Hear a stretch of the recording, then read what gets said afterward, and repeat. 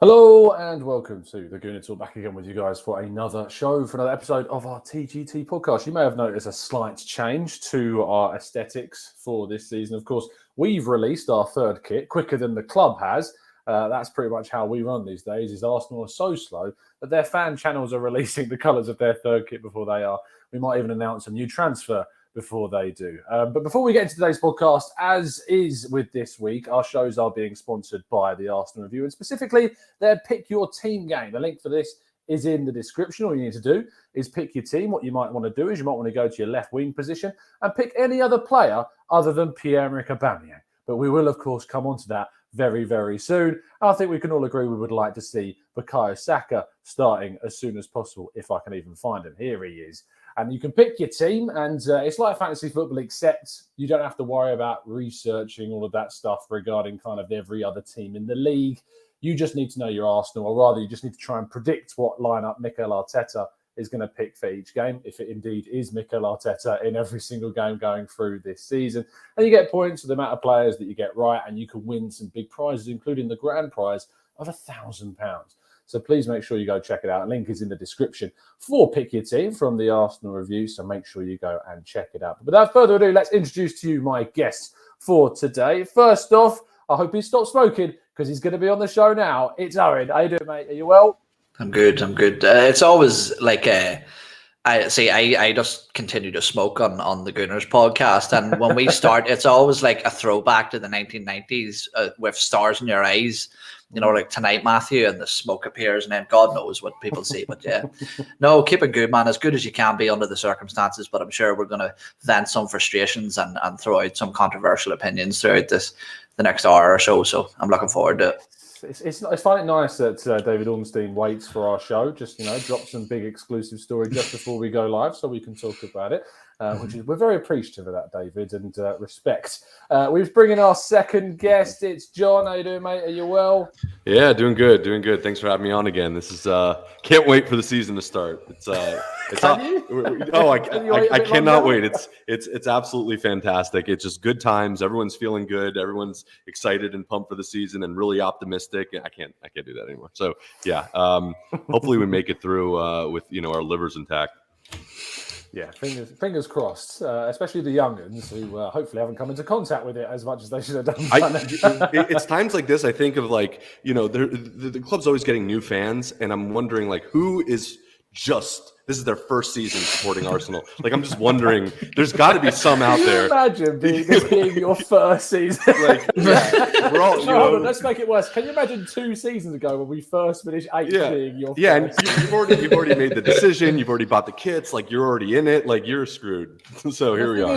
It's probably. I mean, let's be real. No one's watching Arsenal the last 3 years and saying, "Yes, I'm going to pick Arsenal for the way they played." No one's picking that. So it's probably because of your parents. And after that first season 2 years ago, your parents probably turned to you and said, "Look, don't worry, so-and-so. Let's, for the sake of it, call him Drew. Little Drew. It's not going to be as bad as this. Don't worry. Next year we'll be better," and we finished 8th again. So imagine your first 2 years of supporting Arsenal being that bad. And then, this season comes around. But it's going to be fine because, we're selling really promising youngsters for £20 million and no one's annoyed about it whatsoever. Anyway, let's bring in our third guest who I've tactfully left to last so he can kind of, compose himself. Have a little bit of a smile on his face when he enters the room. Let's see if it's worked. It just about has. How you doing, Drew? Are you well? You good, son? You're muted. Oh, great. I love that you continue to speak even though you're muted. There you go. He's found it. Every time. Yeah, no, I'm good. Like I said, it was good that you let me go last to compose myself. That was really important for this upcoming episode. So, good to be back. And hey, everybody in the chat, thanks for joining us as always. Always appreciate you guys. So, yes, our fourth welcome does indeed go to everyone in the chat box. Thank you so much for joining us this evening. A lot of you joined us after the Spurs game. In fact, at one point we had 1,111 live listeners, which is just, I don't know if that's some kind of, it's forbearing of our first place finish, which is clearly going to happen in the upcoming season. First to sixth, maybe what we end up doing, but we'll see.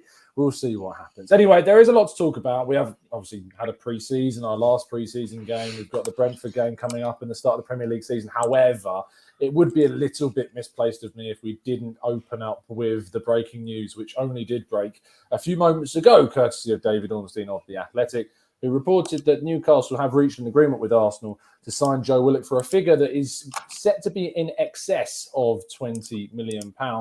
We had a little bit of a brief kind of reaction to this off air before we kind of went live, and I wanted to save kind of the juicy stuff for this so you could, of course, listen to it.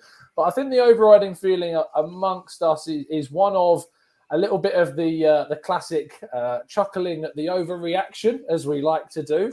John, I'm going to start with you. How do you feel about this situation? So I feel okay. I feel good about it. All right, £20 million for a player like Willie, and especially if it's in excess of 20 million, I think is a great return for him. The problem that I get the kind of hesitance that a lot of people have to celebrate that figure, because we just sold Martinez in like a similar kind of vein, where you have a player who is performing well for a short period of time and then turns into one of the most solid players in the league right now and in international football as well, just winning some major international trophies. So I get why we have a little bit of PTSD with respect to selling young players who start doing well. That being said, and I would pose this question to people, do you really think we're in a position to scoff at £20 million for a young player that is, if you would believe, not in the plans for the manager going forward? I don't think you can really be upset about that. I mean, let me rephrase that. As an Arsenal fan, you could clearly, I've learned, be upset about absolutely everything and anything. So I get it, but at this point in time where we're trying to maybe make some moves in the window, I think that's a good injection of cash that we need in an important time. So I'm okay with it. Let me just read quickly what they've said, because one of the parts of the article is why are Arsenal letting him go? And David Ornstein, Chris Waugh, and James McNicholas, who have written the story, have said that historically Arsenal have been guilty of holding on to players for too long before letting them go. In the case of Joe Willock, they have sought to make a decision early. I do question that word early as we sit here on the 8th of August, while the player's value is at a premium. Although Willock has been incredibly impressive for Newcastle, Arsenal have effectively decided that this is kind of his prime opportunity to cash in on the player who exceeded expectations during last season's loan spell at St James's Park. And I mean, I suppose that's a good point to follow on to the question is, what a lot of people are worried about is seeing him not only exceed those expectations, but for those supposed exceeded expectations to actually be the reality, and for him to kind of continue in the vein that he had done at the end of his time with Newcastle on loan last season. Are you expectant of him to, he got eight goals in 8 games in a row? Is that a realistic expectation to see that continue? And if it does, how are you going to feel about it? Well, to start off, I think it's completely unrealistic to think that he would continue in that much of a prolific form for any sustained period of time. I think when you look at his conversion rate, it was something absolutely insane and is no way sustainable. Second of all, in terms of what he could go on to do at Newcastle, I actually think that he could do relatively well at Newcastle. But what I will say is you have to put into context, just because he does well at Newcastle doesn't mean he would have done well at Arsenal. And I often, especially at this moment in time, don't have a lot of sympathy for the management team and the decision makers at Arsenal, but I do with this one, because all you can do is operate off the sample size that you have of each individual player.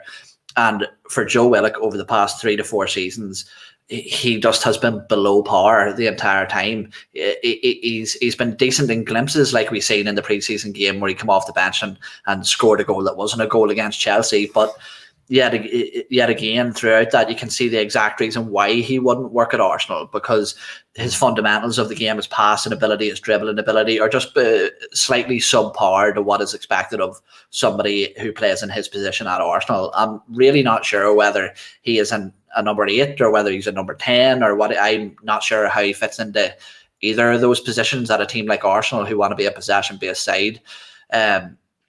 So look, I think this is a fantastic bit of business. Okay, on one hand, we can't turn around and say that Arsenal should take a cut price offer for Granit Xhaka because we need to buy players, and then on the other hand, turn around and say, oh well, 20 million isn't enough for a player who had 7 or 8 good games. Especially at such a heavily impacted market that we're living in at the minute. 20 million is a fantastic price. We're seeing some of the prices that players are moving for around the continent. We're seeing prices that some of the players are being quoted for domestically in the Premier League. So I think to expect any more than 20-25 million for a player of Joe Willock is I think your head's in the stars a bit. Can I, really quick, very quickly, just very quickly. This super chat. Wayne says, "Bye, Joe. Finally, take the money and run. He'll be worth that again. He's just not good enough. 23 days left in the window. No need to panic." Very quick point. I just hope we put on there was a good sell-on clause. That's all I'm saying. Or a buyback of something. Of late, they have put in these sell-on clauses. They've done it with McGuinness. They did it with a couple of the other players that left on a free. I believe there's some inserted into possible options to buy on the loan deals we've seen too. Hopefully, there is one. I mean, some people have asked for a buyback clause, but I doubt you'd get a figure of 20 million plus with a buyback clause inserted into it, to be honest. Drew, let loose, my friend.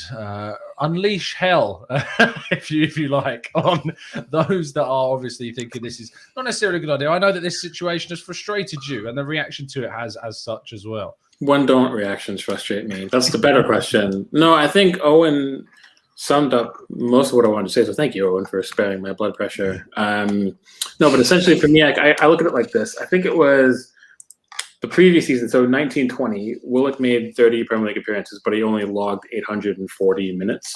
And despite scoring 3 and 5 in the Europa League last season, he still was loaned out. So that should kind of tell you all you need to know about it. Like it's easy, and I kind of spoke about this last season multiple times. It's easy to perform, and no disrespect, against Dundalk and the likes of Molde and that. It's not the Premier League. I'm sorry. It just no offense, but it's not the same. Tell thing. That to Aubameyang, though. Fair point. And the other thing is, and Owen alluded to it, is Newcastle play a brand of football that suits Willock. And also, to Owen's point, he scored 8 goals on 13 shots in this loan period. That would put him as being the most efficient finisher in Europe. That's not sustainable. So you can expect that to continue at Newcastle. We don't know what Steve Bruce has in store for him there tactically. I don't know, but he clearly fit what they wanted to do much closer than what Arteta is planning for us moving forward or at current. So for me, I view it as a win for the academy. You're selling an academy product for a good chunk of change. He didn't really have a future here. Why persist? We kind of need the funds. I don't look at it in comparison to the Xhaka situation, because Willock's on like 1/3 of Xhaka's wages. And he has upside for a team looking to build moving forward, and Newcastle, they want a younger asset. Xhaka is in a situation where any club that's going to want him has been ruined financially from COVID. So they have to weigh the benefit of that or the cost of the fact that he's going to want equal wages, if not higher wages. So they're not going to want to afford the wages plus the transfer fee that we're going to want. Hence why we backed out of the Roma situation and why we're more willing to sell Willock. You got to get rid of something. And with all respect to Willock, Xhaka does bring you that experience and leadership qualities that he doesn't really have. And again, as Owen said, we don't know what Willock is going to become in terms of how he'd work under Arteta. I don't think he would have worked as a 10. And if he was, he'd be back up to Smith Rowe. And he's not going to start in the midfield anyway above Xhaka or a fit Partey, even Lokonga at this point. So he's in a period in his career where he needs to go start. He needs matches, and we needed to bank cash. So I'm really quite fine with it. I don't understand people saying that we should have gotten more. In a healthier market, we could have demanded more. I would agree. But given the lay of the land, 20 million is a win for me. So I agree with John there as well. You kind of just take it and run. And hopefully that brings us closer to maybe doing another deal that we've been tracking, whether if that's something for Madison or something for Ødegaard or whoever it might be. There could be an end to the means for it. Sacrifice Willock to bring in somebody who's immeasurably better than Willock, and that would actually improve us if that player hits the ground running. For me, I think there's no bad thing about the deal. Even if we don't have I would prefer like a sell-on or a buyback, but if we don't have it, I'm not going to be that sad either, but that would be a deal. But I just think it's time to part ways. You can't always hang on to every academy product, and I've been saying that forever with this fan base. Like, it's unrealistic to think that every academy product is going to make it at this club. Most of them are going to get sold, or they're going to move on in a free, or they don't sign a new deal or whatever it might be. So for Willock, I think he did incredibly well when he got the chance at Newcastle, and it's gotten him a full move to a club that might build around him moving forward. And if he does go on to do good things, then all the more power to him. Yeah, and see something that you mentioned there as well, Drew, was what Steve Bruce will have in plan for him. And that's the thing as Arsenal fans, I think that we are going to struggle to wrap our heads around in terms of our squad for this season, is that this is for the first time in however many years that we have absolutely no European football. And cast your mind back to the beginning of last season, the fact that we had a squad that we couldn't even register all of our senior players for competitions. So we had a big squad as it was with European football. Now cut those however many fixtures out of it as well, which players like Joe Willock would be regularly given his opportunities in, like the Europa League. Now, if you remove them completely, you have to ask yourself, well, where does Joe Willock's place lie within Arsenal's team? For me, he's absolutely nowhere near the starting 11 at the minute with the players that we have, never mind any additions that we expect to bring in. And then you have to ask yourself, well, what would his role be? Some people suggest the fact that he does come off the bench and he does score goals well. Well, that's fine, but not when it's somebody who, as we have seen, is proven to be your most valuable and sellable asset in this transfer window at a time when money is so scarce. So I think to sit and say that he's just going to be a super sub to come off the bench and score goals would just be completely bad business. And we have done nothing but ridicule Arsenal for the lack of business that we have done over years to come. And finally, they seem to be doing a decent bit of business. I would put this in the same bracket as the Alex Iwobi deal for me. It's a similar type of sale for me.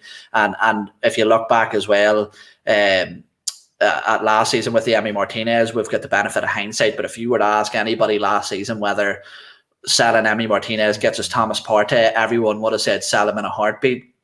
And for me right now, if I was to offer out to anybody in the chat or anybody listening, if we were to sell Joe Willock and get James Maddison or Bernardo Silva, would you take it? And that's the reality of the situation. If we want those types of names, we have to make sales like this. I agree with you 100%. And I think that's for me is the crux of this, is that selling Joe Willock in excess of £20 million, is it a good decision? Yes, but only with the caveat, and there's your first caveat of the evening, of us obviously bringing in a James Maddison or a Bernardo Silva or someone that's going to add in that area. If we sell Joe Willock and don't do anything, that's when I have my concerns, because we do need the depth in that area. Having someone who can come off the bench and score goals is important. And I just think that is part of this. I did ask you guys in the chat box what you think. Prepare yourselves. There is some varying levels of responses we've seen. Paul Geyer says that £20 million figure is a joke. Incompetence to the highest degree. Arteta just doesn't know how to get the best out of him. Joke of a club. Jay Purdy, though, says, yes, it is the right decision. So does B have. Andy Love says, hopefully we have a buyback and a sell-on clause. I think you're wishful thinking for both of those. Anik says, Edu and Arteta need to go. We were pathetic today against the scum. Can't see any improvement happening before Brentford. Let's try and get a couple more about that specifically. L says, at the end of the day, would you rather take the risk and keep Willock hoping he continues form, or obviously use that money and fund a Maddison type deal? I know that Vinny, one of our members, is not particularly happy about this. Vinny joined us yesterday on our phone-in show. Vinny says 20 million is a pathetic return for a goal-scoring homegrown midfielder. Liverpool sold Brewster for around £20 million. If we don't make a signing with that money, Edu can seriously bugger off. Annoyed. In my response to that, Vinny, and I respect your views on things because you're not because you're one of our members and you pay me, but specifically because of you've been on the show and you've raised some solid points. I think when it comes down to the idea of comparing this to Brewster, I don't think it's a fair comparison. One, because that was kind of a situation where Liverpool are perceived as a much better selling club than Arsenal. So you've already got that. They don't sell cheaply, and they don't have to sell cheaply because they've sold so well in the past that they're very financially viable right now. We are later now in the pandemic, of course, as well, and the effects of that have had a greater and longer impact on Arsenal too. So there is lots of things to consider as to why there is a difference. I also think that Sheffield United were morons paying that amount of money for Rhian Brewster as well. So you have to factor that into. One of the comments said that they don't feel like we're going to improve that much between now and Brentford. And the result today, of course, wasn't that great. Whether you saw the game or not, pre-season's been very kind of uninspiring is probably the word that I would use to describe it. Now, a lot of people did raise the point that before the Invincible season, our pre-season that year was horrific also. So Do you think that's the same? Do you think that that's the same? No. Is that a fair comparison? This is where I'm building my point of my question. It's like someone posted. I think Drew, was it you that posted like Bayern Munich's losing in the preseason? I'm going, well, like so Bayern Munich, according to Drew, are getting relegated. That's what we should take from his tweet. Drew, I was going to ask you how much does it mean? How much does the preseason mean as a whole? And how much does kind of the issues that we saw in today's game, which for me, the biggest one was a lack of creating clear-cut chances despite dominating a lot of the possession during periods of the match. How much of a problem is that going into the new season? I mean, I think it already kind of reinforces the things we knew, both positive and negative. We know that we struggle to create consistent chances. And we know that we're likely going to have to solve that with adding another player, which is hardly unprecedented because lots of teams go out and buy things they need if they can't fix it internally. So that's why I'm not really freaking out about the result. I mean, if I look across preseason as a whole, not just today in context, when we played Hibs and Rangers, both of them were weeks ahead in their preparations for the season. So those are already difficult by default. And Rangers isn't exactly a bad side anyway. And if VAR was functioning, we drew Chelsea. And then we lost to Spurs. So I don't look at preseason as doom and gloom. I never look at preseason results. I don't care. And I use the Bayern example, not just because they haven't won a preseason match, just because their whole thought for preseason was to literally play 2 first-team players and let the kids get the preseason, and for one reason or another. So it tells you that the value of preseason really isn't as high as people think. You could win every preseason match and go on and get relegated. You can lose every preseason match and go on and win the league. Yes, you want to see improvements, but I think the improvements that we're going to see, well, first of all, I kind of feel like, again, going back to the creative issue, we know that's going to be a problem until we bring somebody in, which is why we brought somebody in last season, which is why Smith Rowe was such an impactful player when he was finally fit and firing and such. So but we're already trying to address that. It's not bringing up anything new, which is why we're going after the likes of Madison, why we might bring Odegaard back if we can or whatever it might be. So any of the issues that we know of, it's just kind of preseason's kind of reinforcing it. But I'm trying to look at the positives in it. White looks very good so far, which is nothing. No one's mentioning that. The fact that Lokonga is ahead of the curve, and I did tell people that he might be ahead of the curve, so I'll give myself a pat on the back for that one. I raved about White. Where's my credit? That's fair. Tommy did. Tierney's back and getting better with every performance. The fact that Lokonga does fit with Xhaka quite well, so kind of maybe can subside some of the worries about what would happen if we have an injury issue, if Ken Lokonga lasts, there's that kind of thing. The fact that Partey hasn't been playing, the fact that Gabriel's not even back yet, the fact that Smith Rowe, Pepe, and Saka still look the business when they're all on the pitch together. These are all positive things you can take. So, I mean, yeah, you can nitpick, but I think anyone that was thinking that we were going to take our form post-Christmas last season and immediately apply it to the preseason this year, that's really difficult to do. I do think we want to see improvement in certain areas, but again, it's preseason. I think we can start to really be judgmental based off of Friday. If we go in against Brentford and we have 2 shots on goal and we lose 2-0, then yeah, I'll be just as angry as anybody, because that to me is a match that you have to win, full stop, no excuses. Particularly because you have Chelsea and City right off the back after that, and Brentford just got promoted. With all due respect, they're a good side, but in the position we're in, you have to win it. So I'm reserving my judgment for the actual hostilities. Again, preseason to me it's got its uses. You want to get your players fit. You want to try to work out some tactical kinks if you can. You want to try to hold on to the players that you wish to hold on to while also adding players to the squad, which you've done. So we've ticked all those boxes. If we're not a perfect entity yet on the pitch yet, I'm not going to freak out about it. But we do want to see improvement now that, in this week we're building up to Brentford, then at Brentford, and then the week building up to City and Chelsea. You want to see improvement then for sure. So if we don't see it then I'll freak out. But at the moment, I'm not reading too much into it at all. Jordan Henley, thank you ever so much, mate, for becoming a member and supporting the channel. Really appreciate it. But Drew, I agree with you. I'm not freaking out about kind of the results, because the results are secondary in pre-season always. There are certain things I am concerned about, chance creation being kind of the main one. And I suppose a lack of kind of James Benj put it really well on Twitter earlier when he said about he's kind of looking at pre-season as in more importance than he has done before, because we're still not seeing necessarily an identity or specific style in certain moments. That is concerning to me. And I do want it to lead on kind of into this striker situation, which has become a massive debate. And I feel like this may take up a fair portion of our chat this evening. Aubameyang played on the left, Lacazette played in the middle. And prior to kickoff, we saw a bomb dropped by the Times for Arsenal supporters, with supposedly Spurs agreeing a fee with Inter Milan for Lautaro Martinez, which was later then denied by his agent, that any kind of deal's been agreed, that he wants to stay, and Inter do not want to sell him. So take that as you will, as the Newton's cradle of the transfer window continues, as I put it. How do you feel about the striker situation? Do you feel like Arsenal need to sign one? And how are you feeling about Aubameyang ahead of the new season? Well, let's do the last part first. Not very good whatsoever.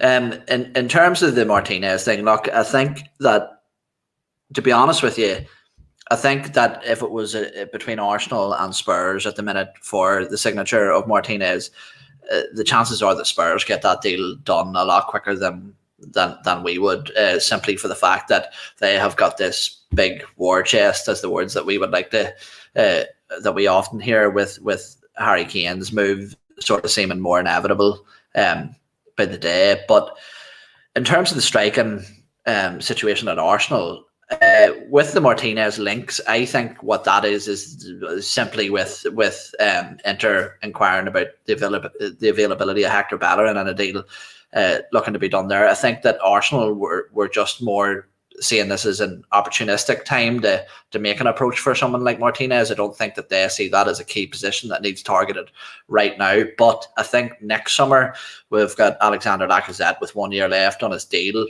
Pierre-Emerick Aubameyang with 2, and aging.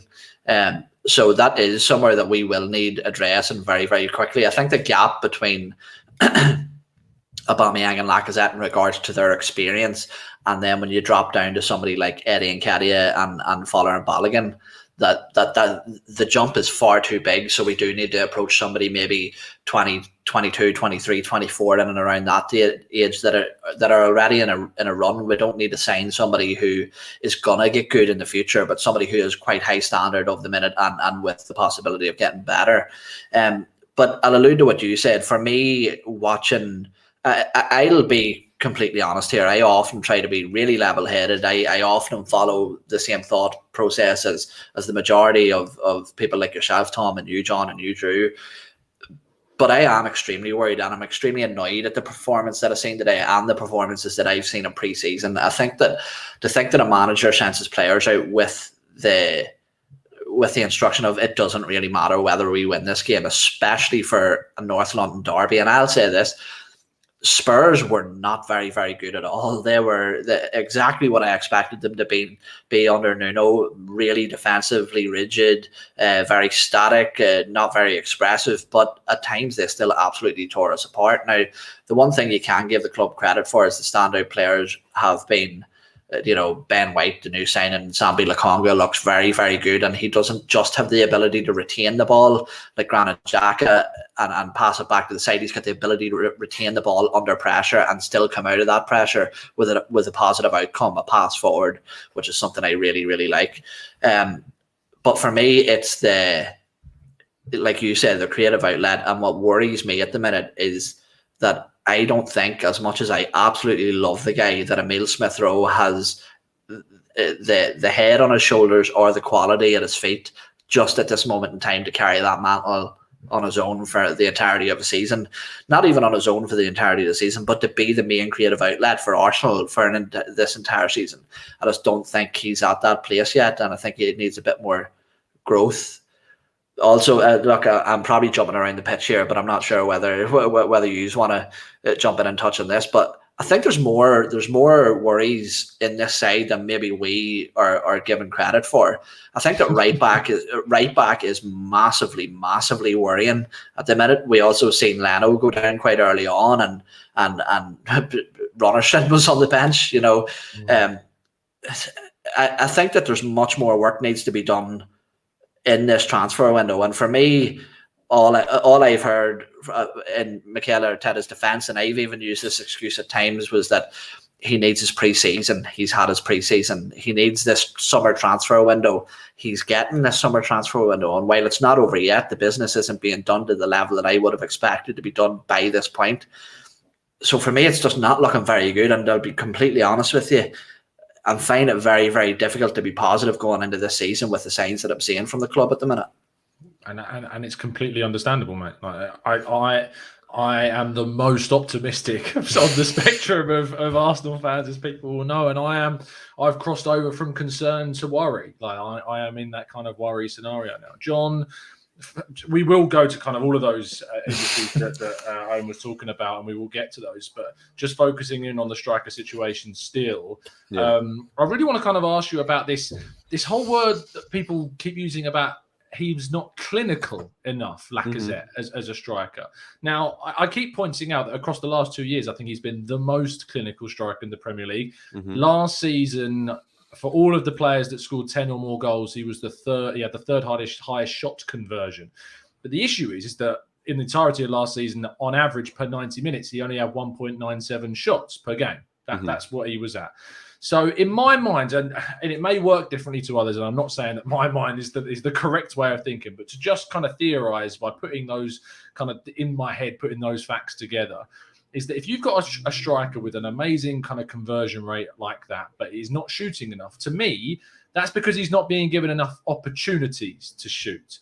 So my head instantly goes, well, we don't necessarily need to be prioritizing signing a striker this window. We need to be prioritizing signing a player that's going to increase the frequency of quality chances being made available to that striker that is very good at converting the shots that he takes. So I agree with that. And if you remember from last season, we weren't playing with a 10 until Emile Smith-Rowe came back in the second half of the season. So half the time, Lacazette wasn't even in or around our box. He was dropping back as another midfielder.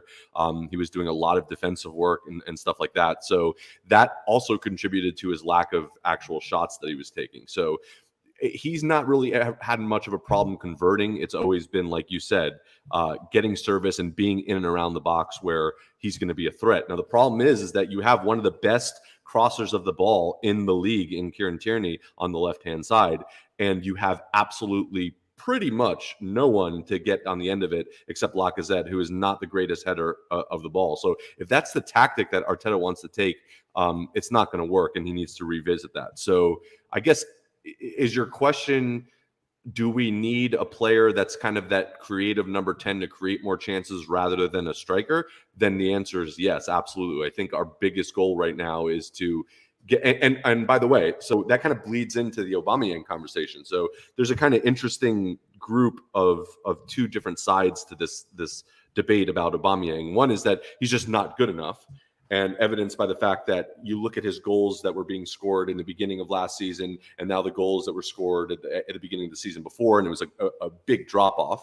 I think that he scored in the first 10 games in 2019-20, he scored 7 goals, Aubameyang did, and then in 2020, last season, he scored 3, I want to say, in the first 10 games. 2. I'm not going to talk about Tammy Abraham right now. But speaking back to my point is that you can look at how we were lining up that first season. Willock, in the first game of that season that Aubameyang scored 7 goals in 10 games, which I think is extremely important for a striker and a team to get the momentum going forward in a season, to getting your lead goal scorer out flying right off the bat. Willock was playing as the 10 at that point, and he was actually doing pretty well. And he was in the first, I think, 3 or 4 games, maybe more, in the starting lineup there. So the point is that we had a creative player there. Last season, if you look at the lineups in the first games of the season, we don't have any, there's a giant hole in the middle of the field. And we know that because how much were we saying last season that we just need a dedicated number 10 to create chances and that they'll put them away. Is that going to be Emile Smith-Rowe? Maybe. I don't know if he's really the quality of player that we need in that position right now. But certainly when we're looking at the striker situation, we have what? how many, the 20, 30 strikers it feels like on this team. And it's not like there's going to be two problems. And I mentioned this off our chat a while back. The first problem is going to be that there's already competition for one tournament, which is the Premier League, really. That is the main competition that we're in. We don't have Europa. We don't have all this stuff going on. So there's going to be a lack of games and opportunities for these players, especially a striker. And then the other one is kind of, how does Arteta want to set this team up? Does he want to play with like this false player that drops down as a midfielder and not really have a number 10? We've tried that already. It doesn't really work. If that's what he wants to do, Lacazette isn't really the player for this, all right? He's not going to be the one that's going to be able to drop back and come up and create chances for himself. It's not going to happen. So either you need to get a different player or you need to change up the way that you're playing. And in my opinion, I think Lacazette could be a good player for us this season if he's used properly, if we have a chance creator next to him, and if we don't rely on him to score get on the other end of the crosses that Tierney's putting in. And it makes me like, I know I'll probably get crap for this, but it makes me miss like a prime Giroud with us, with Tierney putting in those crosses would be unbelievable. It would be crazy. It'd be great. And I'm not a big Giroud fan. I'm really not. But that's the kind of a way that we're playing right now. And I don't know if it's the most efficient way for us to be using the resources that we have. So I'm trying to think of where to begin. And for I don't. This isn't me disagreeing with John, because usually John and I don't disagree. And John is correct as well. Thanks, so. Which is important. So the first thing is, you want to rethink that, Drew? Rahul is going to be on you. No. With Lacazette dropping back and connecting play, if we didn't have a 10, that would be fine. To me, this comes down to tasking, and this is where I have to question Arteta. And overall, I want to persist with Arteta, but this is where there's a disconnect tactically on the pitch. And for me, this is the problem, the crux of the matter. If you have your center forward dropping back deep to kind of connect midfield to the forward line, that center forward has to then become progressive. If he's not going to drive play on the ball, he has to be able to create play with a through ball, right?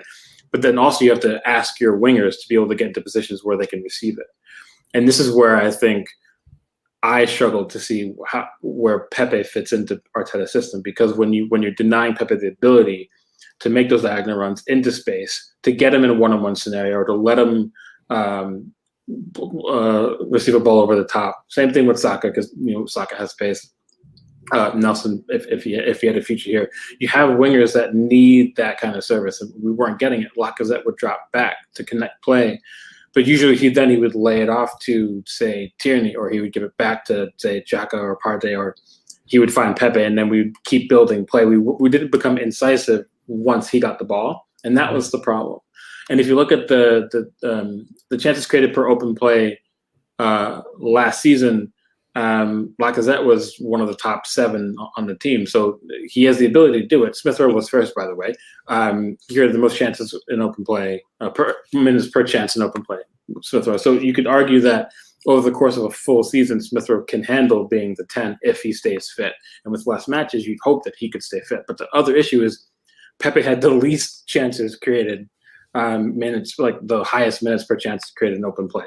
So Pepe's not really a creative winger. You have to get him on the end of goal-scoring opportunities. And the same thing with Aubameyang. Aubameyang, sometimes he does put in a decent ball, and credit to him, but on average, if you're going to use him on the left, you have to get him into the goal-scoring position, so that you have to change what you want your center forward to do or your 10 to do.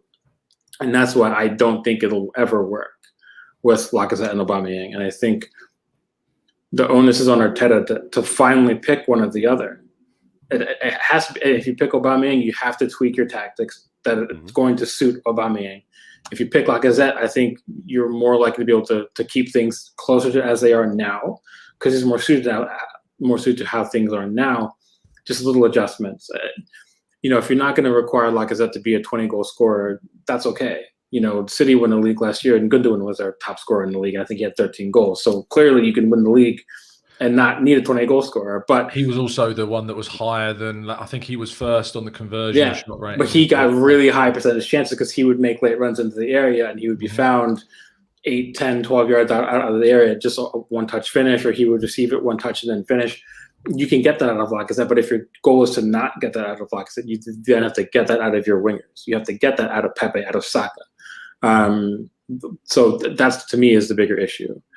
I think we have two different forwards who would fit two different systems. The problem is I feel like we're not playing to one strengths, and that's okay. But the other one, when we do have him in the 11, we're not getting him in the chances. Like you said, Tom, Lacazette took less than 2 shots a match. And one of the reasons why Lewandowski scores so many goals, Lewandowski takes over 5 shots per game for Bayern. They get him the chances. Mm-hmm. And while still getting the chances for someone like Gnabry or Sané or whoever it might be on the flanks, they also get chances as well. But the primary directive is to get Lewandowski goals because you want your best goal scorer on the end of chances. And I think Lacazette could be a very good goal scorer. I do think he could flirt with 20 goals. But things have to be tailored correctly. And I don't think the fine tuning is really going on right now. But do you change striker? That's my question, because that's what it boils down to. Is that I agree with you. Like we are not making enough chances for Lacazette, and the type of chances that he will thrive upon, which are you can throw the ball into him back to goal. He can spin and shoot. That's fine. You can give him those chances around the 6-yard box to hit first time, and with his how clinical he is, he can take those chances.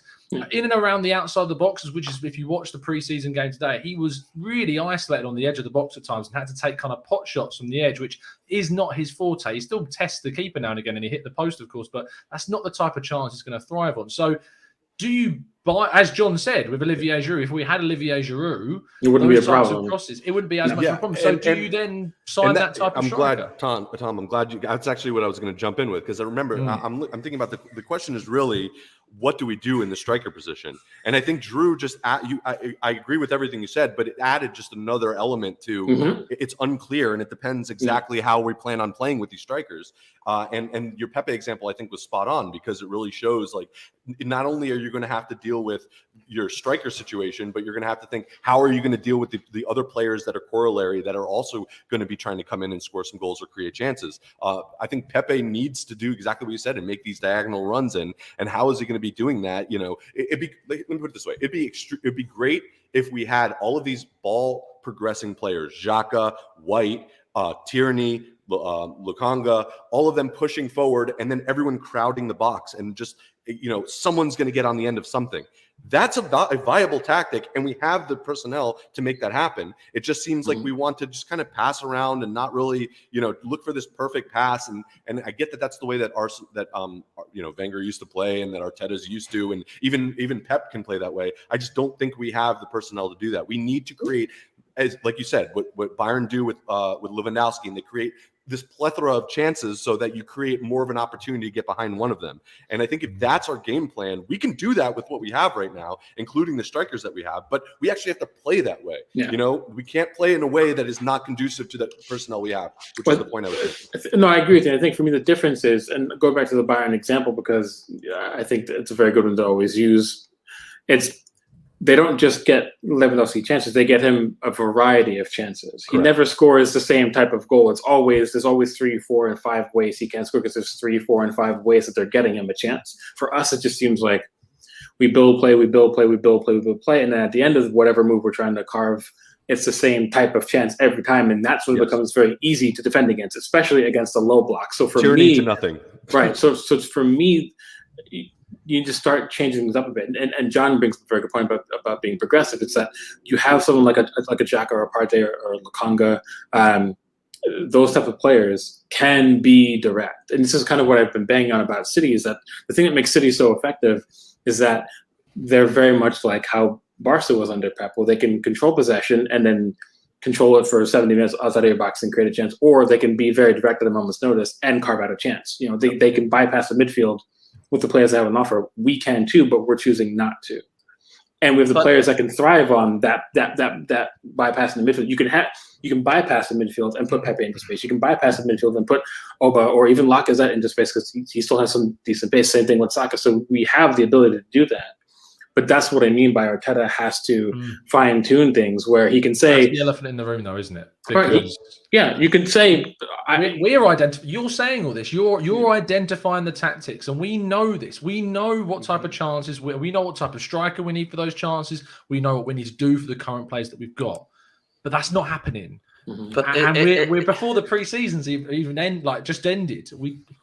Is Arteta going to be the right guy going forwards? And that's the big question, because I'm not sure. I think we'll know by October or November, before Owen jumps in. I think we'll know within the first 2 months. And I think if we see a similar issue early doors like we did last year, then even I would say he's got to go at that point, because then you can't say the issue is anything else other than what Arteta's trying to do. And that's a whole other discussion, obviously, but that's what I mean by we need to see the tangible results moving forward this season. If things don't change and we're still somehow magically failing to score chances, to create chances, then you can't say it's the players at this point. Even if we don't get Maddison, it can't be, because the data shows that we can create the chances. Mm-hmm. So, but is this a case once again of sentimentality and naivety creeping into Arsenal's downfall? Because really, when I cast my mind back, and again, once, like we always say, hindsight's a wonderful thing, but when you look back to Arteta's first 6 months, the FA Cup winning season, Pierre-Emerick Aubameyang was shoehorned into the team on the left-hand side because he didn't suit the system that Mikel Arteta wanted to play. Yet we signed him up to a £300,000 a week plus contract for an agent striker, and now when you look at it and you look back and you think, well, when was he ever going to fit into that system, and when was he ever going to sustain that form? Much like I mentioned earlier to Joe Willock, Pierre-Emerick Aubameyang throughout that season was massively outperforming his expected goals every single game. So it was never sustainable. And as we all know, there always is an eventual decline. And don't get me wrong, I was as happy as anybody. I loved Pierre-Emerick Aubameyang, and I still do. But I just think that sometimes you can't turn a spanner into a screwdriver just because that's what you want at the time. And at the end of the day, when it comes down to football, this is the reason that we are fans and not technical directors, because we can get emotional about somebody who has just single-handedly won us an FA Cup, but the football club shouldn't, and this is where Arsenal have fallen short in recent years.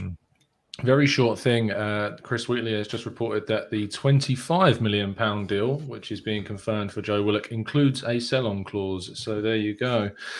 Some good business by Arsenal in that regard. So that was my question. I was hoping that was on there. So yes, so there you go. Let's talk about. We've got about 15 minutes until we go to, as Mike would like to say, he invented user questions, and we'll get to some of your thoughts in the last half an hour of the show. So if you've got a question, prepare it, and in 13 minutes we will be going through as many of them as we feasibly can. There is 3 weeks left of the window. That's how long we've got left to do what we need to do. There is a lot to do, it's fair to say, and I'm going to come to you individually about what you think we need to do and what you expect us to do. Who looks like they least want to answer this question? Drew! What do you think, mate? What do you think we need to do? And what do you expect us to do? And chat box, give us your thoughts on what you think is going to happen and what you expect us to kind of do in that sense. It's so tricky. I mean, what we need to do, and as much as I've been supportive of using Smith Rowe as the main 10, I do think you need another player that can do it. Oh, you do? You've changed your mind? No. It's not that I didn't think that we didn't need one before. It's more of I would prefer to bring in a player who is okay with not necessarily starting every match. But if you bring in Maddison, he's not going to come here and expect to rotate. He's going to come here because he's going to be playing. But on the same token, that could also solve some of the creative problems. So if you bring in Maddison, for example, then you can still use Smith Rowe as a creative winger, which would increase your chance creation, which is kind of what you want in the first place. So I do think we need another creative player, whether that's Maddison or Odegaard. I'm not entertaining the Hassan Mawar discussions today. I still wouldn't touch him in the 50-foot pole, and I had that stance last season, and I haven't really changed on that. But I do think we need another creative player. Just because I think you're asking too much of Lacazette, and the current system just doesn't suit Oba. So I think getting a creative player suits both strikers no matter who play, in theory. So I think you need a creative player. I would probably look at right back. I mean, again, this is kind of my personal bias. I do think I'll always be a fan of Bayern, but I think that ship has sailed. And I think Chambers is serviceable as a right back, but I don't think he's going to get you everything you kind of want long term. And I like the fact that he's utilitarian, right? He can play center back, he can play right back, he can even play DM in a pinch. So you want to have that kind of player in your squad to fill holes, but not to be the first choice as right back. And I don't think Cedric should be playing. So I think right back, a creative player. If Leno does want to go, then you need a goalkeeper. If he wants to stay, then you persist with Leno. I don't think there's enough goalkeeper value on the market to say currently there isn't now that you can reliably upgrade him for. I don't want to spend that money on Rams. I think it's insane. Even if the data shows he's a decent keeper, he's not worth that kind of money. So for me, it's got to be a 10 and a right back and maybe another central midfielder, depending. What do you think we'll do? I mean, find another defender. Oh my God! Even I might consider suicide at that point. I don't know. I think we'll look for a creative player. I think it might come down to deadline day. I think we'll finally get a deal done for that, no matter who it might be. I don't think we're bringing in a right back. I'm not quite sure if we're bringing in another midfielder. I think it seems like he's prepared to give Lokonga the chance if he gets it, which I think is correct because he's shown that he's ahead of the curve. I think, for better or worse, Arteta trusts El Nene to be a backup option. El Nene, yeah. I think he trusts him to be a backup option, and because there's less rotation, that's okay. And I think he's willing to give Aziz a chance in cup competition. So I don't know if we'll prioritize a central midfielder. I do think we'll still prioritize a 10-ish player, and I think we'll get that done.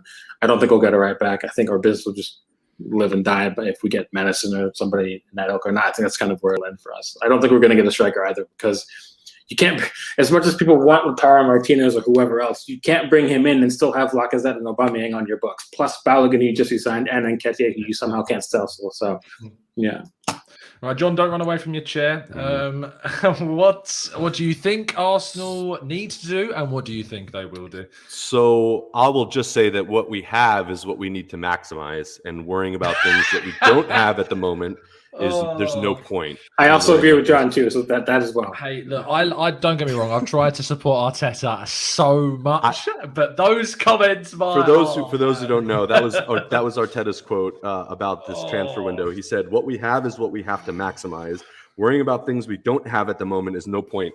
Which is the most mind-boggling thing I've ever heard. So real fast. Do you think that could slightly be taken out of context? Do you think how is that out of context? Just listen. Do you think he's saying that I understand we need to improve, but constantly moaning about it isn't going to help? Do you think that's what he's saying? I don't think he's saying we're not going to do anything else. I think he's just saying we need to make sure we get the best out of what we have, and then when we bring new things in, then we worry about that too. Maybe that's what I mean by out of context. I don't think you're wrong. Been very direct, and that's true. When he wants to say something, he says it. That and he'll say, "Yes, we need to look." I understand, and then, but while we have the players that we have, let's maximize that. That's not what I got from that. That's true. If that's what he meant, I'm okay with it. But that's not what I heard, and that's not fair. What he said. That's very fair. Yeah. So that's a mind-boggling comment from a manager in the middle of probably one of the most important transfer windows in this club's recent history, if not total. Considering where our rivals are going and where we seem to be going, to say, well, we can't really worry about the fact that we don't have a number 10 that's really, and we don't, and our right back situation's not sorted out. We'll just figure it out, and then I'm just going to spend £50 million on a defender and really not, address areas of the pitch that probably need it more. As good as Ben White has looked, and he has looked very good. I'm just not going to worry. That's what Arteta says. So I'm not going to worry about the things that we don't have right now. Oh man, it's I can't get my head around. I keep reading through the comments and I'm trying to keep it together. Owen, hopefully after sneezing on your camera, we can see you properly now. Finally, before we go to questions in the chat box, so if you do have a question, we are going to go through as many of them as we can.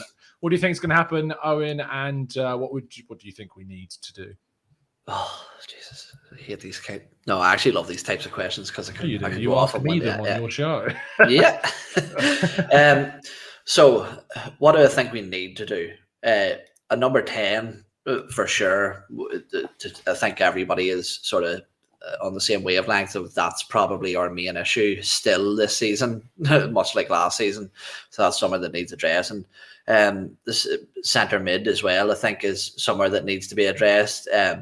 As far as I'm aware, all reports coming out of the club was that even prior to the Granit Xhaka Roma links popping up, that they were already on the lookout for some reinforcements. Whether, like Drew said, Lokonga's performances have made them maybe put a bit more faith in him. that's another thing. But for me, I still think that with Willock going out and Mohamed El Neni being Mohamed El Nene, that he's subpar probably and doesn't possess the quality that we need. Right back is 100% definitely. I think that Cedric isn't up to the quality. He's a decent cover. I think that while I really, really like Callum Chambers and his attitude, his physical attributes are very limited in that position. And I think today was just highlighted exactly what the problem is with Hector Bellerin, and why, whilst I like him as a person, I just don't think he's up to the task. Goalkeeper as well is another one. Obviously that we need. Now, what do I think we're going to do? I think that Arsenal are going to be Arsenal, and I think we will get the Maddison deal done now, especially that this Willock thing has popped its head up. And what makes me think that is the language that has been used by Brendan Rodgers when being asked about the deal would make me think that Leicester are probably open to that, and it's quite a doable deal. Also, I think Arsenal will want to win over some favour with the fans, and that's quite a high quality or high profile signing to try and win people back on side. So I think they will get that done. But unfortunately, the last thing I think they'll do is they're probably going to go and spend the money on Ramsdale. I think they seem to have this obsession with getting a homegrown keeper in, and while I think there's better avenues and better ways to do that, I just think that they're going to be pushed into that. And do you want to know what? I could maybe see them going for one more last minute signing. Arsenal are pretty well known for last minute panic buys. I mean, our manager was one himself. You look at Danny Welbeck, and unfortunately, I think that they could possibly go and do a stupid panic buy. Somebody who doesn't really make a lot of sense in a position that doesn't really make a lot of sense, and we could end up with another bench warmer.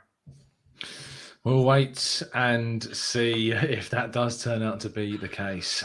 We have now reached the final 30 minutes of the show. Please do stick around to get your questions answered in the chat box. If you would like to use a capital Q to help them stand out, that would be really helpful for us. Let's scroll up, and we do have a quick super chat to read out from our very loyal and the fantastic real Yanis in the chat. It says, Laka, Holding, Chambo, Kolasinac, Xhaka, Bellerin, Marie, Cedric, El Nene.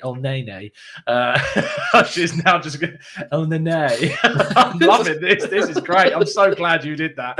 Hazy McDonald's, at the risk of upsetting you lads, players that aren't good enough, in my honest opinion. How can people go after Arteta with this squad? No one wants to pay for these guys. Drew, let's answer that. Do you think, how much of an excuse is it for Edu and Arteta and the recruitment and sales division of the squad that they haven't managed to move on the players that they've needed to because of how bad those players are and how unwanted they are? I don't think it's an excuse. I think it's valid. I think for all these players are not players that they bought.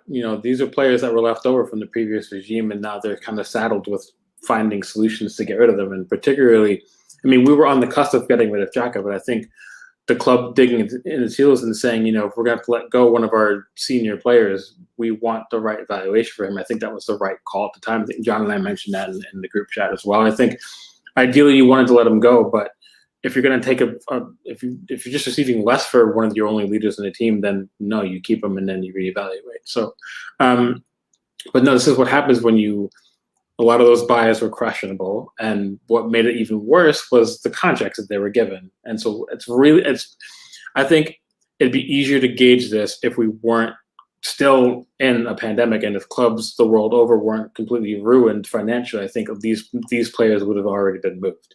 And we talk about it all the time, Tom. There's so many clubs that just don't have the buying power outside of the Premier League.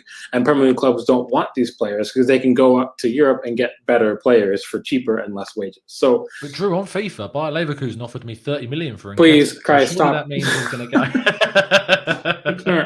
But yeah, it's very we're kind of hamstrung.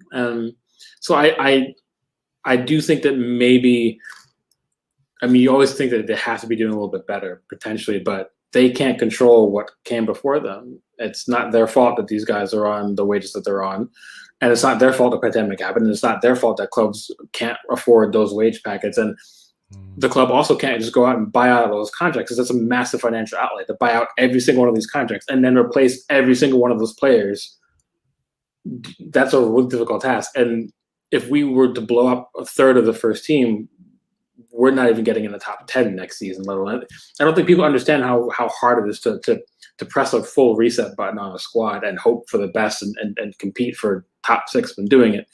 If you look at it from like an American sports perspective, like John and I can speak to it a lot, there's incentive to blow up your squad because you get first-round draft picks for it, and then you can get building blocks later. This is not the case in football. If you blow up your squad, you're screwed for a while until you finally bring in all the pieces, and that costs money. So yeah, no, I just think I don't settle them with it. I do think there's maybe 1 or 2 people that we could maybe buy out. Just buy out Kolasinac already. You've got Tavares, you've got Tierney. Just take a hit on Kolasinac, for example. Just that one, maybe, and then maybe one more. And I then think you can cancel that. I don't think you'd even need to pay him off. I think that is one you could. Sure, that's what I mean. Just cancel it. Just cancel it and just get rid of it. Like that, to me, I think they should be doing. But to say that like 6, 7, 8, 9 players aren't going and it's their fault, I think it's harsh. So. Fair enough. There is another super chat question, and then we'll go through some of the rest of your questions in the chat box. John, Mr. Joe Kerr, thank you so much, Joe, for your continued support of the channel. Says, with hours left on the 31st of August, who else but Arsenal will answer the call to the panic buy bell? Isco is incoming. I hope to high hell rather not. Who do you think Arsenal are going to panic buy? Okay, because this was written like some kind of like Arthurian like. Yeah, I struggled with it. Joe, whence come the Green Knight, Yes. Who are we going to panic by? Ozil. No, I'm just kidding. Sorry, I had to. Damn. Isco is an interesting one. I don't think we're going to panic by Isco. What old Chelsea players are there? We're going to panic by Azpilicueta. That's what we're going to do. There we go. And I don't know. Maybe like a Tammy Abraham. Maybe I think that's a player that we've kind of been quasi linked with, and that maybe they're just like, okay, we got to do something. Just do it. Let's get Tammy Abraham. I don't know. Let's just hope that we're not in that position, because that would be bad. I agree. Right, we're going to go through all of your questions as well. I say all, as many as we can. The boys are going to try and keep their answers condensed and as undrew-like as possible in the next 20-ish, 27 minutes that we've got left. Owen, Benji says, do you think we should insert a buyback/sell-on clause if we manage to move on Nketiah? No, it's something we need to be very careful with, because if there is, in fact, a sell-on clause or anything in Joe Willock's deal, I will be massively surprised and massively. Well, that is fantastic, because as we often. I love that turnaround. That's great. I'd be massively surprised. There is. That's great. Yeah, that's it. Clip that. No, but look, as we know, it often dwindles down the fee that you tend to get for transfers. So the fact that we've done that with Willock is fantastic to maintain that size of a fee. But with somebody like Eddie Nketiah, I'm not sure whether you would maintain, the high level of fee. Let's say if he was to be sold for 10, 15 million, if his price tag was 15 million with a set-on fee, I would imagine that to drop by 3 million, 4 million. So no. Fair enough. Rampur says, Drew, do you think Martinelli will have an impact this season? I don't know. I mean, you think it at some point, sure. Especially if Williams play. No. Well, if Williams' minutes are reduced, then you would imagine that he'll have some role to play. I don't think he's going to end up being a starter this year. But I don't know, the fact that he hasn't really. Some are worried. I'm not necessarily worried, but you have to argue that he hasn't really kicked on and really forced himself into the 11 like someone like Smith Rowe or Saka has. So you wonder what his long-term future is. And now we're being linked to center forward interest, whether if it's Martinez or Tammy Abraham. That kind of and Balogun's extended to kind of goes to show you that he's not going to have a future as center forward. So if it's going to be left wing or bust, so we'll see. I think he'll have a role to play, but I don't see it. It's going to be considerable, really. Fair enough. I agree. I think that he's going to struggle to get into the team over Pepe and Saka. And I do think they are the two players that he's in competition with, not the striker position, for me, anyway. Rancid Pumpkin, one of our best named watchers, John says, how optimistic are you for next season as it stands? Rate it out of 10 and give a small explanation. 4. So I would say 5 means that I'm kind of iffy. I think I'm a little bit more. What does 4 mean? 4 means I'm more pessimistic than anything that we're going to get everything done and do everything. That's a good question though. But hey, so Patrick in the chat called us Walmart FC, which I thought was really funny. The only difference I think is that Walmart doesn't pay its employees and we pay ours too much. So that's I think the only difference. There you go. Unbelievable scenes. I'll take this one from Russ Morgan, who says, do you envisage a 2011 last day transfer window scramble with 4 players joining us? I don't think 4, but I do imagine that we will sign someone on deadline day. I have a feeling that'll actually be when more of our outgoing business gets done than incoming. I just think that at that moment in time, people will realise that they've not signed the players they need. Oh, hey, where's a club where there's loads of surplus players that we can get on the cheap? Arsenal is where you can get them. So I think it's more going to be outgoings on deadline day than incomings. Owen Lefair says, what do you guys think about Lucas Torreira? I still think there is a good CDM to be discovered there. It's a shame that Emery played him out of position. I still think he can do a job for us. Yeah, I definitely agree with it's a shame that Emery played him out of position. I think when he came in that he was a player that many Arsenal fans were excited to see. He possessed a lot of the qualities that we lacked for so long, you know, that tenacity, that sort of South American biting at the heels attitude and not giving up. And not only that, but a level of quality in possession as well that you maybe wouldn't associate with players of the price tag that we got him for and what people were expecting from him. But unfortunately, I don't see a future here. I think that when you look at players, you look at players at the minute like Harry Kane at the Spuds or someone like that there.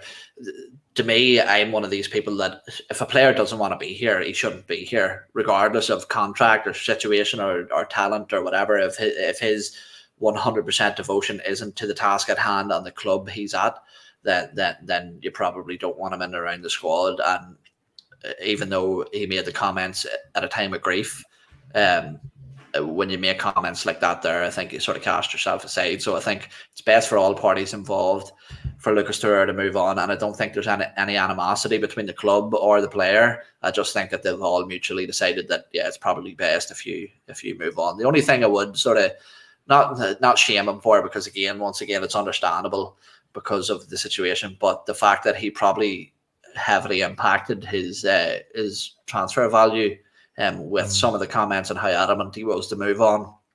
I think that was slightly unprofessional. Yeah, I have sympathy, of course, in that moment, and I think we all do. But you can't really say stuff like that. It just really does put you and the club in such a situation, and I can understand why you said those words, but I can't excuse it in that same way. I think there is a difference between the two. Dave Rolly says, great show, lads. Thank you, mate. Prediction for Friday night. Dave, we will get to predictions at the end of the show. Don't you worry. Tulip Drew says, is the captaincy adding too much pressure on Aubameyang? In FA Cup season, it was new. Now, as time has gone with his bad form and him being captain adds more unnecessary pressure on him. No, I don't think. I think that's a really poor excuse, because when you're supposed to be the main goal scoring center forward, you should be used to pressure, and he's had that labeled on him way before he was captain in the first place. So if he can't handle that pressure, then that should be a negative mark for him, I think. And I also kind of feel like you can wear the Iron Man and not necessarily be the vocal leader of the team anyway, and we already know that it wasn't him regardless. So I don't think that has anything to do with it anyway, personally, but that's just me. I also have a large bias with Aubameyang, so I'm the wrong person to ask anyway. John Sheathking says, does the buck not stop with the ownership? Edu can't spend what he hasn't got. Oh, come on. I mean, that's true. But I mean, it's not. It's clip that now. I get the logic that you can't spend what you don't have, but there's no evidence. John, I know that you don't watch Love Island, but a couple of years ago, there was a clip of a guy called Curtis, and there's this meme of where he goes, no, that's not true. And then there's a long pause and he goes, okay, no, that is true. It's just exactly what you did in backwards. Yeah, brilliant. Go on. Look, I don't know what Love Island is, but does the Bucks not stop with KSE? I mean, ultimately, the owner makes all the calls, but does he really? I mean, is he? I think that whatever Arteta or Edu really push for, I have a feeling they get for the most part. But I think that I think that they have this like fiduciary responsibility, or they feel they do, to KSE. It might have been part of the deal here, that they have this broad control over. But that's the thing. There's not a lot of clarity as to what the roles are, or what control they do have. In order to answer that question appropriately, I think you need to know what the relationship is between KSE and Edu and Arteta. If they have autonomy, then the buck does not stop with KSE. It's actually Arteta and Edu. But if it's more like just signing off on the paperwork, and that's all that KSE does, then and they've done it, and KSE hasn't, or stop them from signing off on players that we need to get, then yeah, the buck absolutely stops with KSE. So it really depends on what that dynamic is. Can I jump in on that for a second, just because this is something I've been thinking about for quite a bit over the past few weeks. To me, but that's all he's thought about for 3 weeks. Just sitting in a dark room with a candlestick. Posturing, posing. I told you I've been sitting backstage for this podcast since last night, man. I have a lot of time to think. No, but it's simply like John. I don't know who the blame lies with, but I can't help step away from this feeling that what Arsenal are doing, and put any individual at the club's name in front of that sentence. But at Arsenal, I have this feeling that we are a club at the minute who want other people to make up for the poor business decisions that we've made in years past. So I think as a collective, Arsenal in the office are sitting, when they're discussing their transfer plans, feeling sorry for themselves. We can't sell Kolasinac. We can't get 20 million for Eddie and Carriac. We can't get this and that. And it's why should other people come and bail you out for your poor decisions over numerous years? Poor decisions, and giving too much money to non-sellable assets. And this is where, whilst I do agree with people saying that Arsenal need to be a bit more rigid in the transfer market and taking stances on players like Granit Xhaka and not accepting, subpar offers and stuff like that. But at the same time, you have to turn around and say, well, they're your mistakes. They're your decisions that you made. And maybe it's up to you to cough up the cost of those mistakes and wipe the slate clean and start conducting yourself in a better manner from here on out.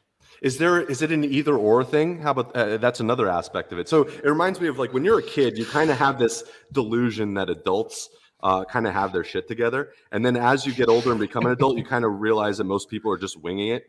And we assumed, I did at least for a long time, that this club and the people who are running it kind of have some sense of what's going on. But it's possible that none of them really know what's going on. Arteta and Edu, nor KSE. And they're just kind of like, yeah, that sounds good. Let's just go with that. Well, that guy has a, interesting sounding name. Let's go with that guy. He scored a couple of good, I'm concerned that it might not be either or, and everyone might be incompetent. And it's starting to that's where I'm starting to be in terms of my mindset. For sure. Well, Yanis says, sorry, I have to ask, but can't people get over Saliba? I don't know what the Marseille score is. Are they losing? They were losing 2-0 at halftime, and both Saliba and Guendouzi were in the 11, I'm pretty sure. Okay, so I did think I saw that they were doing. I think there was a mad goal actually that pops up on my feed, but I'm sure Chris Carpenter's enjoying the game very much. Sure he is. I mean, I got this popped up on my feed earlier on today, and someone put a tweet out. I think it was a fairly well liked account actually. I think Lacazette or something. I can't remember who it was. I'm probably quoting the wrong person, but they put up a video of the song goal from the game of Pablo Mari basically getting put on his arse and said, "How did Saliba not get into this team?" And I replied saying, "What? Better than our second choice left centre back?" I don't really see how that point kind of forwarded through the idea of Saliba going through, because sure, if Gabriel would say I've got injured, right, and we'd have known about that or whatever, but we know Gabriel's going to be back pretty soon, and Gabriel is going to be in ahead of Saliba whatever happens. In my view, this season I want Saliba playing. I want him getting as many minutes as possible so that when he returns in 2022, he's in as best a possible condition and has a strong argument to turn around to Arteta and say, look, I've got a full season under my belt. I absolutely smashed it. I deserve a chance. not 38 games in 3 years. I don't think that gives him the clout to be able to say I should be in ahead of Ben White or I should be in ahead of Gabriel right now. So I think people do need to get over the Saliba situation just for this season. It is what it is. It was poorly handled back in 2020. I think the club have done the right thing during this summer window with him, considering everything that's happened previously.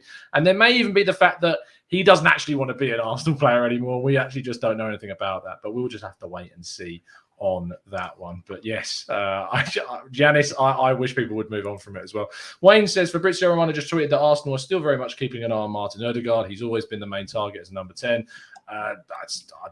Is that news? I don't. He also said that Willian is 100% going. 100% leaving. Definitely going.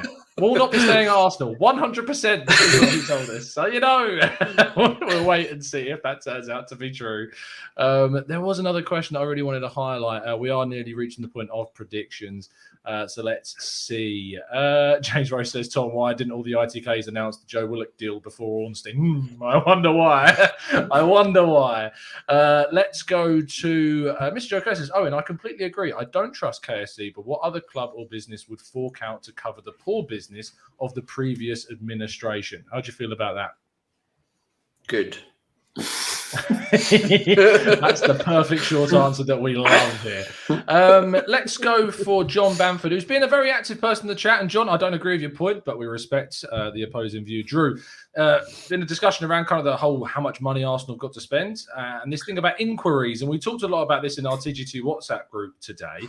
Why would they inquire if they weren't in a position to sign him being Martinez? They wouldn't. If they didn't have money, why did they spend 50 million on White? Stop with this bogus argument. How do you feel about this whole inquiry concept? Because if you're inquiring about a player, you obviously you're going to sign it. I don't understand. I'm sorry. This is Drew. Good luck, Drew. Well, I remember in my single days. All right, here's the way I would compare it. And I'm sorry, Drew. All right, I'm going to steal your thunder. Yes, I am. Sit back and then. Anyway, right. When in my single days, I would slide. Where's this going?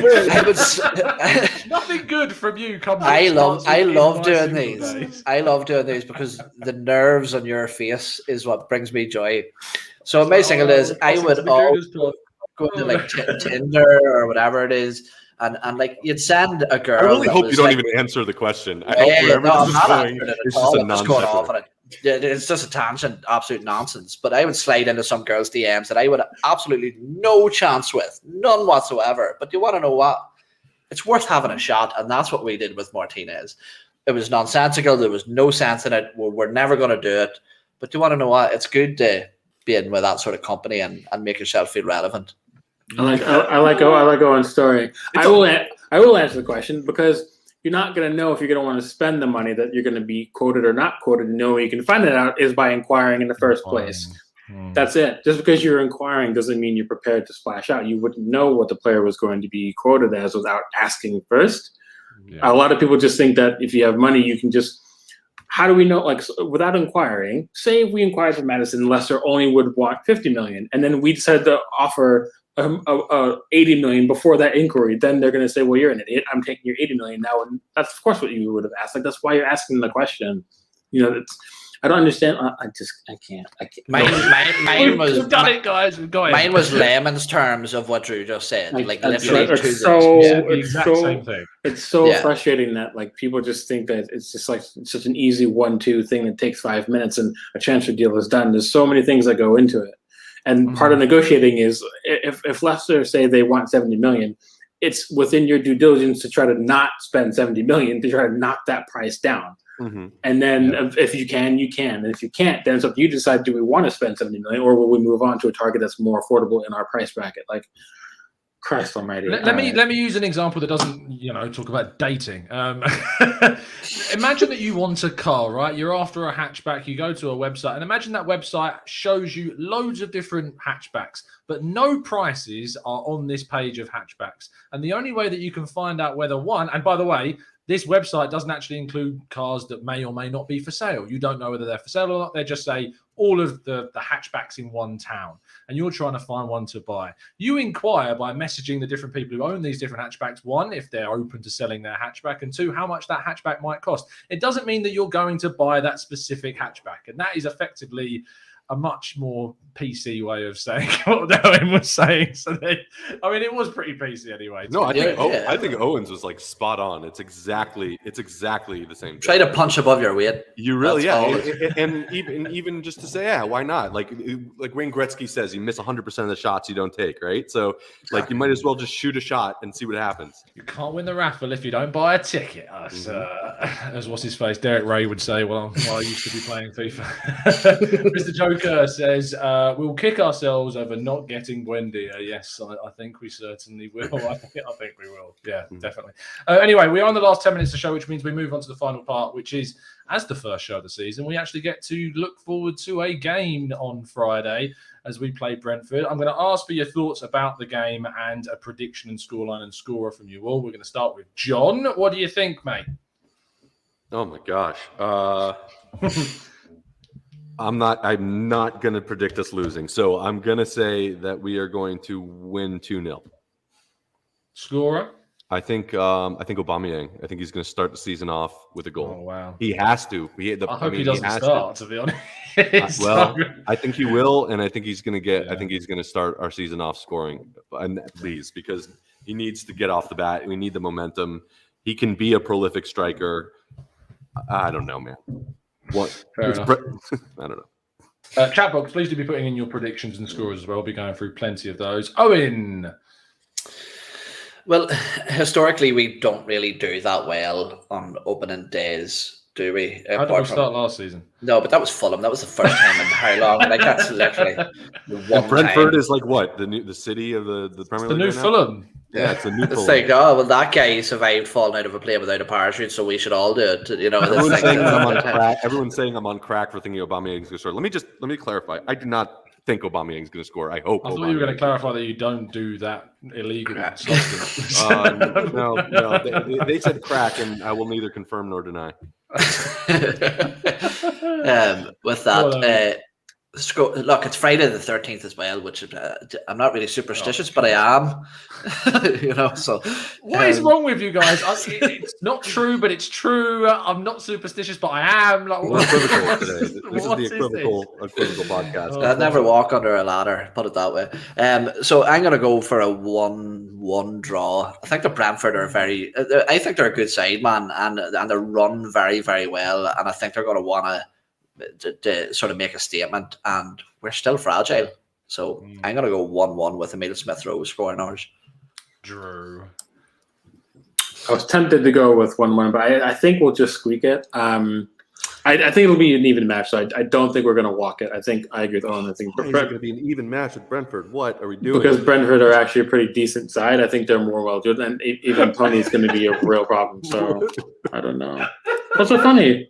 It's just where we are. It's just a breakdown. It's just like, oh god. I mean, oh man, because it is. I mean, we don't have to beat them. We don't have to open the season with a 5-0 thrashing at Brentford. I just want to get the result.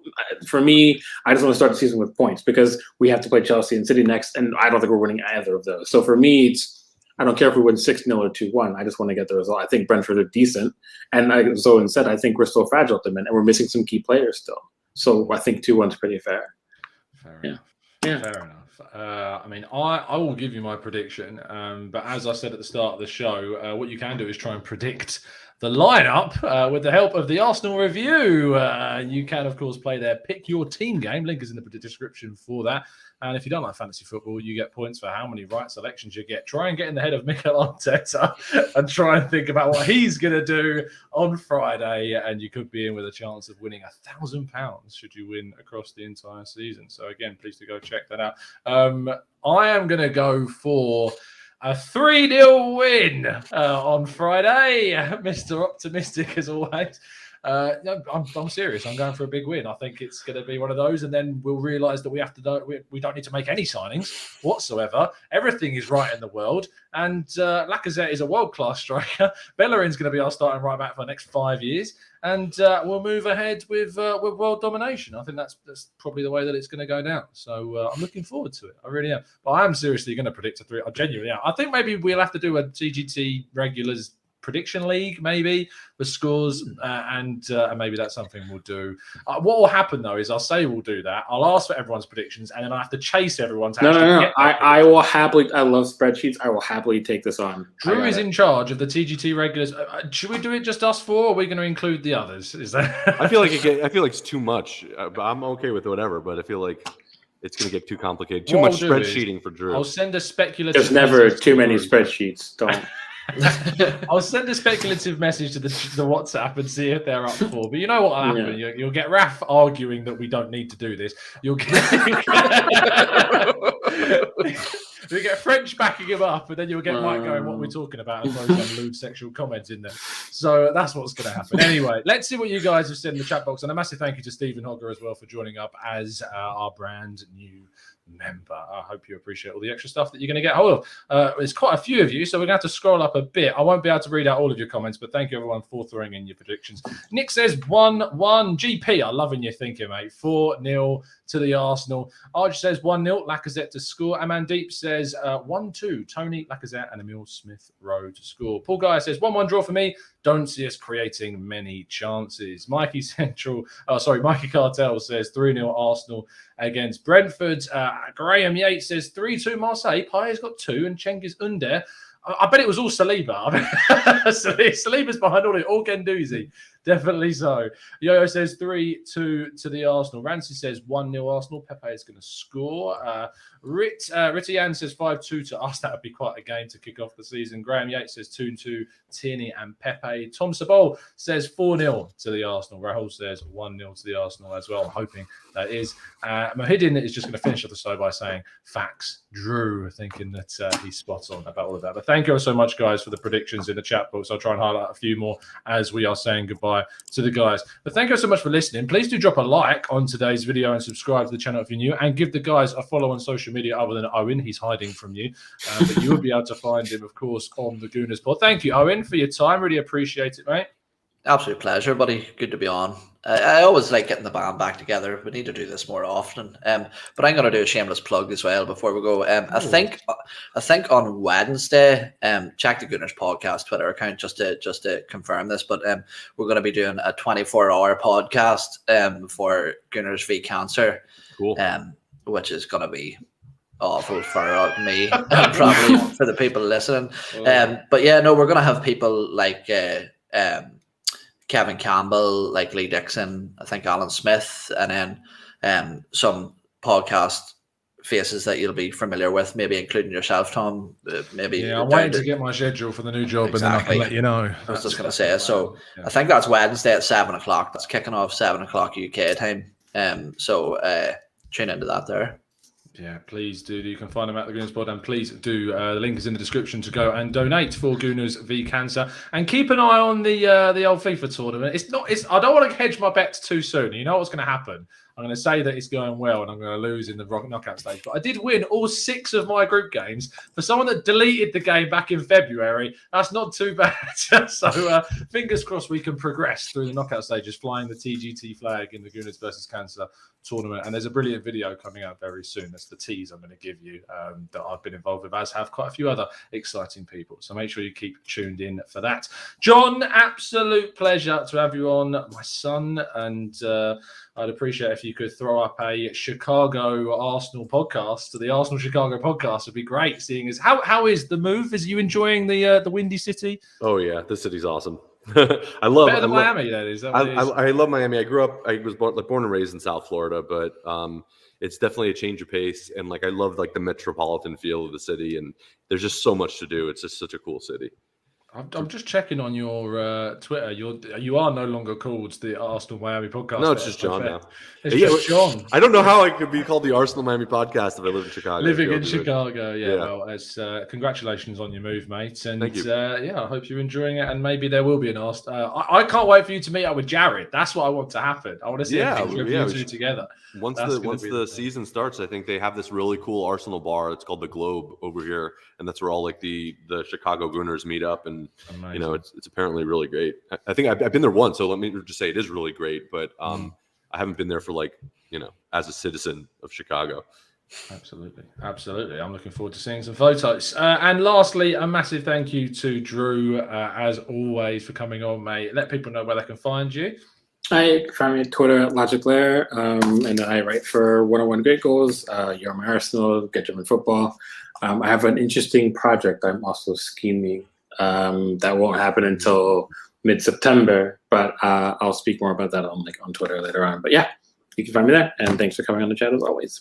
Yes, and a massive thank you, as Drew says, to you guys in the chat box for continuing to stick with us despite your favourite ITV2 programme being on at exactly the same time. And I'm shamelessly going to go and catch up with that without the benefit of adverts, which I can now fast forward straight through.